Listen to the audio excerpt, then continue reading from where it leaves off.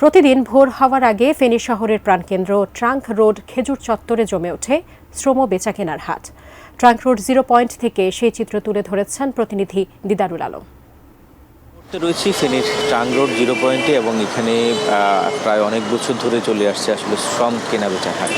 আমরা সকাল থেকেই আসলে দেখছিলাম যে এখানে অনেক শ্রমিক এসেছেন, তারা তাদের শ্রম বিক্রি করতে, এবং অনেক শ্রমের ক্রেতারাও কিন্তু তারা আসেন, তারা তাদের বিভিন্ন কাজ করানোর জন্য আসলে এখান থেকে শ্রমিক ভাড়া করে নিয়ে যান। আমরা সকাল থেকে দেখছি যে এখানকার যারা শ্রমিক তারা এখানে এসে জড়ো হয়েছেন শহরের বিভিন্ন প্রান্ত থেকে, এবং তারা তাদের শ্রম বিক্রির উদ্দেশ্যেই কিন্তু আসলে এখানে প্রতিদিন দাঁড়িয়ে থাকেন, এবং দরদাম কষাকষির মাধ্যমেই কিন্তু তারা আসলে তাদের শ্রম বিক্রি করে থাকেন। এবং আমরা এখন দেখছি যে একজন ক্রেতা আসলে এসেছেন এবং তিনি এখানকার অনেক শ্রমিকের সাথে তিনি কথা বলছেন, তাদের সাথে দরদাম করছেন, এবং দরদাম করার এক পর্যায়ে কিন্তু এখান থেকে আসলে শ্রমিক পরবর্তীতে তিনি তার যে কাজের স্থান সেখানে আসলে নিয়ে যাবেন, এবং নিয়ে যাওয়ার পরে শ্রমিকদেরকে দিয়ে তিনি কাজ করাবেন, আমরা এমনটি জেনেছি। এবং এখানকার আসলে গত বেশ কিছুদিন ধরে আসলে প্রচুর পরিমাণে ঠান্ডা ছিল, যে কারণে আসলে এখানকার শ্রমিক যারা রয়েছেন তারা আসলে অনেক দিন ধরে আসলে তাদের কাজের